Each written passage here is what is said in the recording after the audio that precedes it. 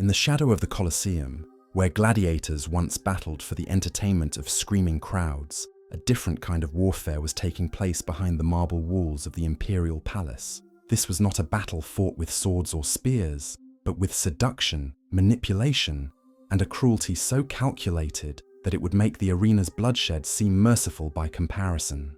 The year was 38 AD, and Rome was about to witness the rise of a woman whose name would become synonymous with depravity so extreme that historians would struggle to record her crimes without censorship. Her name was Valeria Messalina, and she was about to redefine what it meant to wield power in the greatest empire the world had ever known. Born into the highest echelons of Roman nobility, blessed with beauty that could stop conversations mid-sentence, and married to a man who would soon become the most powerful person on earth, Messalina possessed every advantage that fortune could bestow.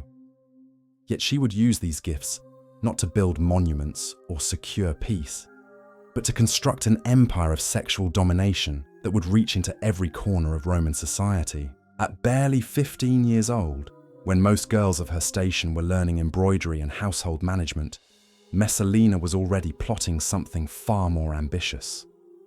She had been married to Claudius, a scholar 28 years her senior, who limped through the palace corridors, muttering about historical treatises, while the real business of empire swirled around him. To most observers, this seemed like a typical political marriage, a young beauty matched with an older man for family advantage. What they could not have imagined was that this teenage bride was already envisioning ways to turn the most sacred institution of Roman society into her personal weapon of mass destruction. The transformation did not happen overnight. Like a master strategist planning a military campaign, Messalina began by studying her environment, identifying weaknesses, and recruiting allies. She observed how power flowed through the imperial household, noting who held real influence versus who merely held titles.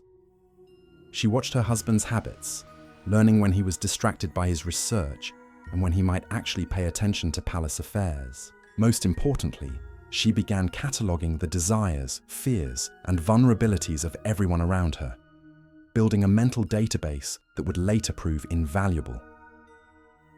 When Caligula fell to an assassin's blade in 41 AD, and the Praetorian Guard unexpectedly elevated the stammering Claudius to the purple, Messalina found herself in a position she had only dreamed of.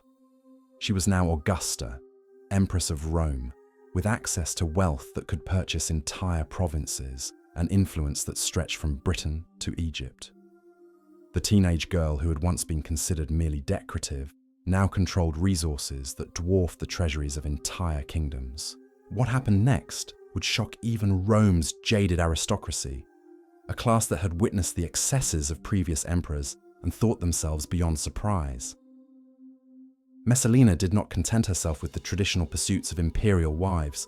She had no interest in patronizing poets or funding temple construction.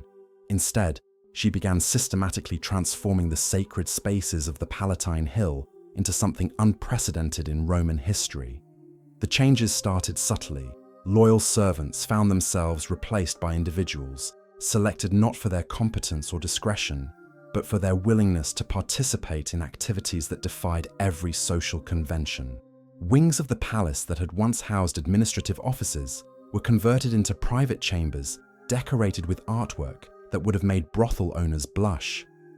Guards who had sworn oaths to protect the imperial family discovered that their new duties involved enforcing silence about activities they could barely comprehend. Messalina understood something that previous empresses had missed entirely. In Rome, information was currency, and compromising material was more valuable than gold. She began hosting intimate gatherings that appeared innocent on the surface, but were designed with the precision of military operations. Senators, military commanders, wealthy merchants, and foreign dignitaries would receive elegant invitations to private audiences with the empress, believing they were being honored with exclusive access to imperial favor. What they encountered instead was something that challenged their understanding of reality itself. These were not the crude orgies that Rome had occasionally witnessed under previous rulers. These were psychological warfare disguised as entertainment, carefully orchestrated scenarios designed to break down the social hierarchies that had governed Roman society for centuries. Participants found themselves in situations where refusing meant political destruction, but complying meant becoming complicit in activities that violated every principle they had been raised to honor. The genius of Messalina's approach lay not in random cruelty, but in systematic application of leverage. Each gathering was documented, each participant's reactions noted, each moment of weakness catalogued for future use. She was not simply indulging personal appetites, though those were certainly present.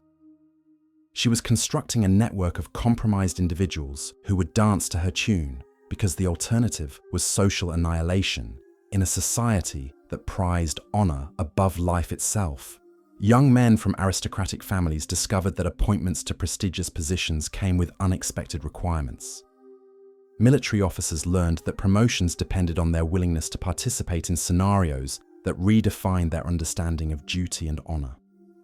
Senators found that their votes on crucial legislation were no longer guided by principle or party loyalty, but by quiet reminders of what had occurred in the Empress's private chambers. The financial resources required to maintain this operation were staggering.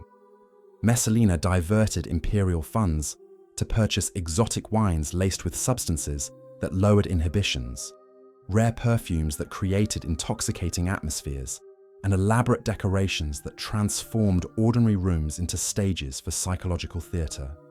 She employed guards who specialized in discretion, physicians who provided various chemical enhancements, and attendants who could read human weakness like scrolls in a library. But the palace walls could not contain Messalina's ambitions. According to sources who lived through this period, the Empress began venturing into Rome's streets at night, disguised in common clothing and dark wigs. She frequented the city's most notorious districts, particularly the Subura, where prostitutes served everyone from foreign sailors to household slaves. Yet even in these environments of professional degradation, Messalina managed to shock seasoned practitioners with the extremity of her behavior. These nocturnal expeditions served multiple purposes beyond personal gratification. They demonstrated to Rome's underworld that even an empress was not above entering their domain, creating a psychological bond with elements of society that traditional rulers ignored. They provided intelligence about popular opinion and potential threats from unexpected quarters. Most importantly, they sent a message to Rome's elite that their empress moved through all levels of society with complete impunity, answerable to no law or convention. The systematic nature of Messalina's activities suggests careful planning rather than impulsive behavior. She maintained detailed records of who had participated in what activities, creating a filing system of human weakness that would have impressed any intelligence service. This information became her primary tool for controlling Roman politics, transforming the Senate from a deliberative body into a collection of men who voted based on fear rather than conviction. As news of the Empress's activities spread through whispered conversations and coded letters, Roman society began to fracture along new lines. Traditional power structures that had maintained stability for generations found themselves subordinated to a woman who operated through seduction, blackmail, and terror rather than formal authority. The very foundations of Roman civilization were being tested by someone who understood that in the end, all power was personal and all control was psychological. The transformation of Rome's political landscape accelerated as Messalina's influence expanded beyond the palace walls. Foreign diplomats arriving in the Eternal City expecting formal receptions found themselves subjected to encounters that violated every protocol of international relations. Envoys from Gaul, Germania, and the eastern provinces came bearing gifts and seeking treaties, only to discover that the Empress received them in ways that redefined the very concept of diplomatic immunity. These meetings served purposes far more sinister than personal gratification. By subjecting foreign representatives to her particular brand of hospitality, Messalina was asserting Roman dominance in the most intimate terms possible. She gathered intelligence that could influence future negotiations, identified weaknesses in foreign leadership, and ensured that visiting dignitaries returned to their homelands with a very clear understanding of where true power resided in the Roman Empire. The network of corruption she constructed reached into every corner of imperial administration. Provincial governors learned that maintaining their positions required more than competent governance and loyalty to Rome. They needed to demonstrate personal allegiance to the empress through methods that would have horrified their predecessors.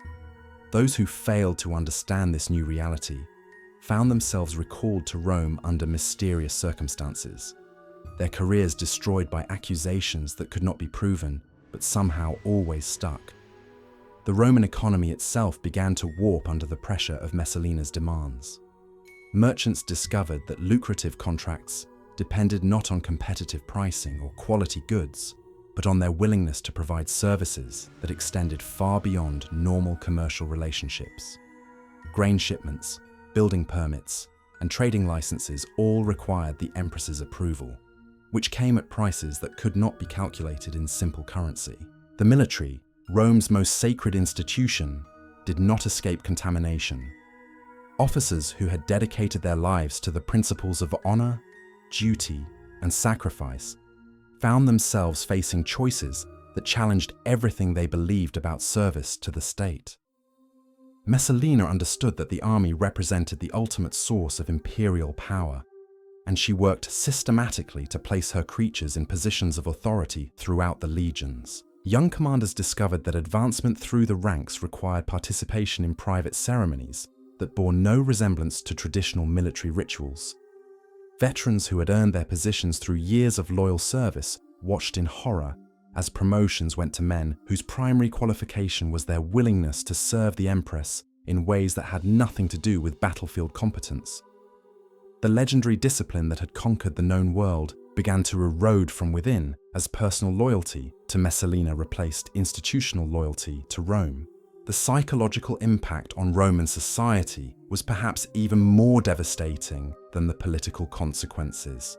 Citizens who had grown up believing in the fundamental stability of their civilization found themselves living in a world where traditional values offered no protection.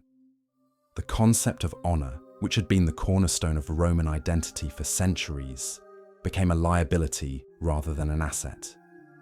Those who clung to old-fashioned principles of dignity and virtue discovered that such adherence marked them as enemies of the new order. Families that had maintained their status for generations through careful attention to social norms suddenly found themselves vulnerable to destruction based on whispered accusations or manufactured scandals. The empress's network of informants penetrated every level of society, creating an atmosphere of suspicion and paranoia that poisoned even the most intimate relationships. Husbands stopped trusting wives, parents grew suspicious of children, and friends became potential threats in a world where information was weaponized and loyalty was measured in degrees of complicity. The financial costs of maintaining Messalina's operations were staggering, but the empress had discovered methods of funding that went far beyond simple treasury allocations. She began confiscating estates from families she deemed insufficiently cooperative, redistributing the properties to supporters who understood the terms of their good fortune. Ancient patrician houses that had weathered civil wars and foreign invasions found themselves destroyed not by military defeat, but by bureaucratic maneuvering backed by sexual blackmail. The sale of government positions became systematized under Messalina's influence, transforming public service from a duty of citizenship into a commodity available to the highest bidder. Judgeships, administrative posts, and military commissions all carried price tags that reflected not the importance of the position, but the degree of compromise required from their holders. Rome's meritocratic traditions, already weakened by decades of imperial rule, collapsed entirely under this assault. Perhaps most disturbing was the emergence of what contemporary sources describe as a cult-like following among certain segments of Roman society. The Empress attracted individuals who saw in her behavior not depravity, but liberation from social constraints they had always resented. These followers came from various backgrounds, united not by class or origin, but by their willingness to embrace a worldview that inverted traditional moral hierarchies. Secret gatherings began occurring throughout the city, ceremonies that combined elements of religious ritual with activities that would have been criminal under normal circumstances. Participants wore masks to hide their identities, while engaging in practices that symbolically rejected every principle upon which Roman civilization had been built. Messalina encouraged this worship, presenting herself as a living goddess who had transcended ordinary human limitations and moral boundaries. The Empress's personal chambers became pilgrimage sites for her most devoted followers, sacred spaces where the normal rules of reality no longer applied. Those granted access to these inner sanctums spoke in hushed tones about experiences that challenged their understanding of what was possible within the human experience. Some emerged transformed, claiming to have achieved enlightenment through degradation. Others required months of recovery before they could function normally in society again. The financial records that survived this period, hidden in archives that subsequent emperors tried desperately to suppress, reveal expenditures that boggle the modern imagination. Exotic substances imported from the far reaches of the empire, rare wines that cost more than most citizens earned in a lifetime, elaborate costumes and decorations that transformed ordinary rooms into theatrical stages for psychological warfare. The imperial treasury, which should have been invested in infrastructure and defense, was instead funding a massive operation designed to corrupt and control Roman society from within. As Messalina's power reached its zenith in the mid-40s AD, her activities took on an increasingly public character. She no longer bothered to hide her nocturnal expeditions or disguise her growing influence over imperial policy. Senators who might have protested found their objections stifled by reminders of their own participation in activities they preferred to forget. The boundary between public and private, between official and personal, dissolved entirely under the weight of systematic corruption that touched every aspect of Roman life. The Empress had achieved something unprecedented in Roman history. She had created a shadow government that operated through pleasure and pain rather than law and tradition, a parallel system of authority that existed alongside but ultimately superseded the formal structures of imperial administration. Rome continued to function on the surface. Its legions still marched, its taxes were still collected, its courts still convened. But beneath this facade of normalcy, a different kind of empire had emerged. One ruled not by ancient principles of honor and duty, but by the systematic exploitation of human weakness and the weaponization of shame. The corruption that had taken root in the heart of the Roman Empire was about to metastasize into something even more dangerous. By 47 AD, Messalina's network of compromised officials and terrorized aristocrats had grown so extensive that she operated virtually as a parallel government. But power, even absolute power, wielded through the most intimate means imaginable, carries within it the seeds of its own destruction. The Empress was about to discover that there were still boundaries in Rome, lines that even she could not cross without triggering consequences that would destroy everything she had built. The warning signs had been accumulating for months, though Messalina seemed blind to them in her intoxication with limitless authority. Loyal servants whispered about strange conversations overheard in the palace corridors. Foreign ambassadors reported unusual tensions during their audiences with the Empress. Most ominously, several of Rome's most senior military commanders had begun making discreet inquiries about the true state of affairs within the imperial household. These were men whose loyalty to Rome superseded their fear of personal consequences, veterans who had served the empire when honor still meant something. The breaking point came not through political miscalculation or military rebellion, but through something far more human and infinitely more dangerous. For all her skill at manipulating others through their desires and weaknesses, Messalina had never learned to control her own. In the autumn of 48 AD, she made the fatal error of falling genuinely in love, perhaps for the first time in her calculating existence. His name was Gaius Silius, and he possessed everything that Messalina found irresistible. Young, handsome, ambitious, and blessed with the kind of aristocratic bearing that marked him as exceptional, even in Rome's elevated social circles. Silius represented something the Empress had never encountered before. Here was a man who seemed immune to the usual methods of corruption and control, someone whose integrity appeared genuine rather than performed for public consumption. The pursuit began like all of Messalina's previous campaigns, with calculated seduction designed to identify and exploit weaknesses. But something unprecedented happened during those initial encounters. The predator found herself becoming emotionally invested in the prey.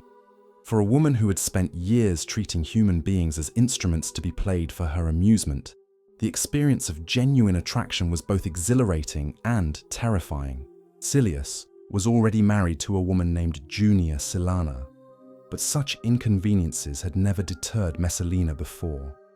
She arranged for the divorce with the same ruthless efficiency she applied to all obstacles, using a combination of bribes, threats, and manufactured scandals to clear the path toward her objective. What she failed to recognize was that this public display of obsession was sending signals throughout Roman society that the Empress had lost the calculating coldness that had made her so dangerous. The transformation in Messalina's behavior was noticed immediately by those who knew her best. Where once she had been methodical and strategic, she now became impulsive and emotional. The woman who had built an empire through careful manipulation of others' weaknesses was displaying weaknesses of her own that sharp observers began cataloguing for future use. Palace servants reported that the Empress spent hours preparing for meetings with Silius, applying cosmetics with the care of a nervous teenager rather than the confidence of Rome's most powerful woman. The gifts she lavished on her new obsession were so extravagant that even in a city accustomed to imperial excess, people noticed and gossiped. Rare jewels imported from India, horses trained in the finest stables of Arabia, entire estates transferred to his name without legal justification. The imperial treasury, already strained by years of funding Messalina's operations, began showing signs of serious depletion as resources flowed towards satisfying her romantic fixation. More dangerously, Messalina began appearing publicly with Silius in ways that violated every protocol of imperial dignity. They were seen together at theatrical performances, dining at restaurants frequented by ordinary citizens, even walking through Rome's markets like common lovers, rather than maintaining the careful distance that imperial marriages required. These displays sent shockwaves through the aristocracy, who recognized that such behavior represented a complete abandonment of the discretion that had allowed Messalina to operate with impunity for so long. The Empress seemed incapable of recognizing the danger she was creating for herself. Years of unchecked power had convinced her that she was truly above all law and convention, that her authority extended even to the most fundamental structures of Roman society. She had forgotten the crucial lesson that had guided her rise to power. Even in Rome, especially in Rome, appearances mattered as much as reality.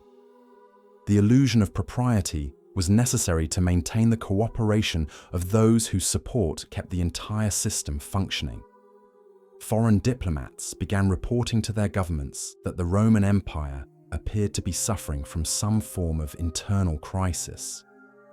The Empress, who had once received them with calculating professionalism despite her unconventional methods, now seemed distracted and emotionally unstable.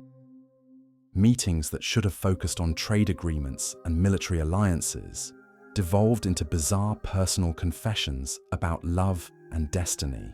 Allied kingdoms began questioning whether Rome could be trusted to maintain its commitments when its leadership appeared to be descending into madness. The Senate, cowed into submission by years of systematic humiliation, began showing signs of restiveness for the first time since Messalina had consolidated her power. Senators who had voted against their consciences out of fear started making discreet contact with each other, testing whether opposition might be possible if circumstances changed. They were still too terrified to act openly, but the foundation of unanimous compliance that had enabled Messalina's reign was beginning to develop cracks. Even more ominously, Claudius himself began showing signs of awareness that something was seriously wrong. The emperor, who had spent years absorbed in his historical research while his wife reshaped Roman society around him, started asking questions about palace expenditures and the empress's daily activities. Palace servants reported that he had begun requesting detailed schedules of Messalina's appointments and questioning why certain individuals had such frequent access to the imperial quarters. The crisis that would ultimately destroy Messalina was building from multiple directions simultaneously. Her obsession with Silius had made her careless about maintaining the networks of fear and complicity that sustained her power. Officials who had once competed for her attention now found themselves ignored as she focused entirely on her romantic pursuit. The systematic attention to detail that had made her manipulation so effective was replaced by the distraction of genuine emotion. Meanwhile, those who had suffered under her reign began sensing that change might be possible. Families whose members had been destroyed by Messalina's schemes started making tentative contact with each other, sharing information and exploring whether coordinated resistance might succeed where individual defiance had failed. Veterans of Rome's military establishment, disgusted by the corruption they had witnessed, but previously too isolated to act, began forming informal networks dedicated to preserving what remained of traditional Roman values. The financial strain of Messalina's extravagance was also beginning to show in ways that affected ordinary citizens. Taxes increased to cover the shortfalls created by her diversions of imperial funds. Public works projects were delayed or cancelled entirely. The grain supply that kept Rome's population fed became irregular as resources were redirected toward the empress's personal obsessions. Popular discontent, which had remained muted while the economic consequences of her reign were limited to the aristocracy, began spreading to the broader population. International observers noted these signs of internal weakness with growing concern and, in some cases, opportunistic interest. Germanic tribes along the northern frontier reported unusual patterns in Roman military deployments, suggesting that the empire's defensive posture was being compromised by internal political considerations. Eastern kingdoms that had remained neutral in their relations with Rome began exploring alternative alliances, sensing that the empire's legendary stability might be more fragile than previously assumed. The most dangerous development was occurring within the Praetorian Guard, the elite military unit responsible for protecting the imperial family. These were professional soldiers who had sworn sacred oaths to defend the emperor and maintain the stability of the Roman state. Many of them were veterans of foreign campaigns who had witnessed the empire's power firsthand and understood what was at stake if internal corruption continued to spread unchecked. Conversations within the Praetorian barracks began focusing on questions that would have been unthinkable just months earlier. What did their oath of loyalty mean when the imperial family itself was undermining the values they had sworn to protect? Where did their duty lie if the empress was actively damaging the empire's interests? How could they serve Rome if serving the imperial household meant enabling the destruction of everything Roman civilization represented? These were not abstract philosophical discussions, but practical considerations that could determine the fate of the empire. The Praetorian Guard had made and unmade emperors before, and their loyalty was ultimately to Rome rather than to any individual occupant of the throne. If they concluded that Messalina represented a threat to the state itself, they possessed both the means and the historical precedent to take decisive action.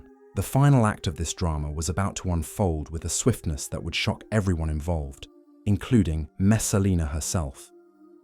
The empress, who had spent years carefully orchestrating the destruction of others, was about to discover that even in Rome, even with imperial power behind her, there were still forces capable of bringing down those who pushed too far beyond the boundaries of acceptable behavior.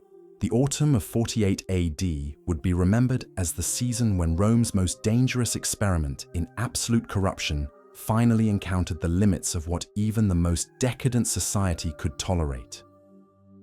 The reckoning that followed would be swift, brutal, and complete, leaving nothing but cautionary tales for future generations about the price of power without restraint and the inevitable consequences of treating human dignity as a commodity to be bought and sold in the marketplace of political ambition. The web of deception that Messalina had so carefully constructed was about to unravel with catastrophic speed.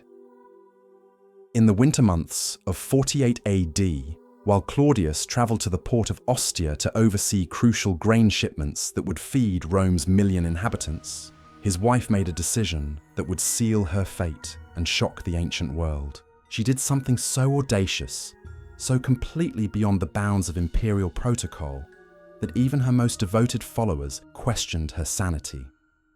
On a cold December morning, with the emperor safely away from the capital, Messalina staged a public wedding ceremony to Gaius Silius. Not a secret ritual hidden in the palace shadows, not a private exchange of vows witnessed only by her inner circle, but a full traditional Roman wedding, complete with sacred rites, legal contracts, and hundreds of witnesses. She had decided to marry her lover while still legally bound to the Emperor of Rome. The ceremony took place at Silius's villa on the outskirts of the city, decorated with garlands of winter flowers and filled with the sound of wedding hymns. Wine flowed like rivers as guests celebrated what they either believed was a religious festival or the most spectacular act of treason in Roman history.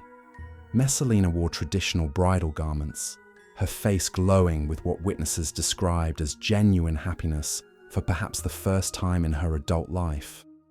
She had convinced herself that her power was so absolute that even this ultimate violation of imperial dignity would be accepted by a society she had systematically corrupted.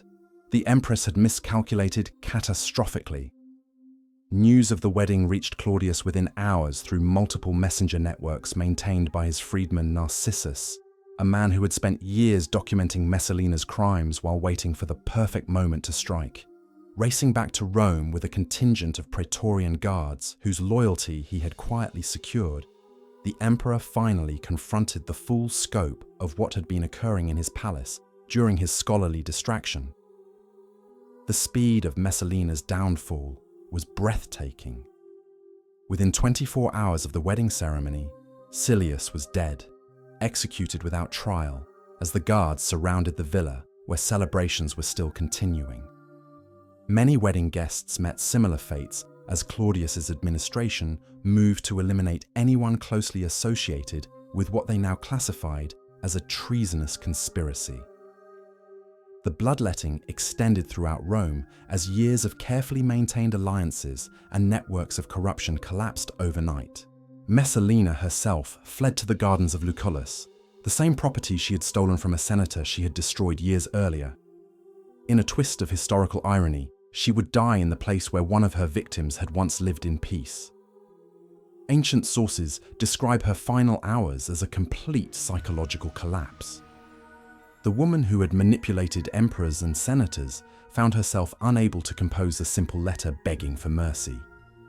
Her legendary eloquence abandoned her when she needed it most. The empress who had terrorized Rome for 7 years spent her last day wandering through garden paths with her estranged mother, attempting to craft escape plans that grew more desperate by the hour. She considered fleeing to the provinces where her supporters might protect her, seeking sanctuary in temples where even emperors supposedly could not shed blood, or throwing herself on the mercy of foreign kingdoms that owed her favors. But time had run out, and the Praetorian guards were already at the gates. The execution was carried out by a military tribune who had received direct orders from Claudius. Messalina died as she had lived, dramatically and violently, her blood soaking into soil that had witnessed the rise and fall of countless Roman ambitions. She was 28 years old, having spent nearly half her life wielding power that would have corrupted angels and destroyed saints. Her body was given to her mother for burial, a small mercy in an otherwise merciless conclusion. Messalina's name was ordered erased from every monument, her statues pulled down and smashed, her memory condemned by official decree. Rome attempted to forget that such a person had ever existed, to pretend that 7 years of systematic corruption had been nothing more than a fevered dream. Yet the scars she left on Roman society proved impossible to heal completely.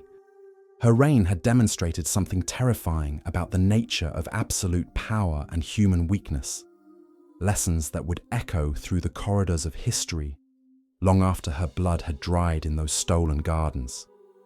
The perverted empress who used sex to dominate Rome had finally discovered that even in the most decadent empire the world had ever known, there remained boundaries that could not be crossed without triggering on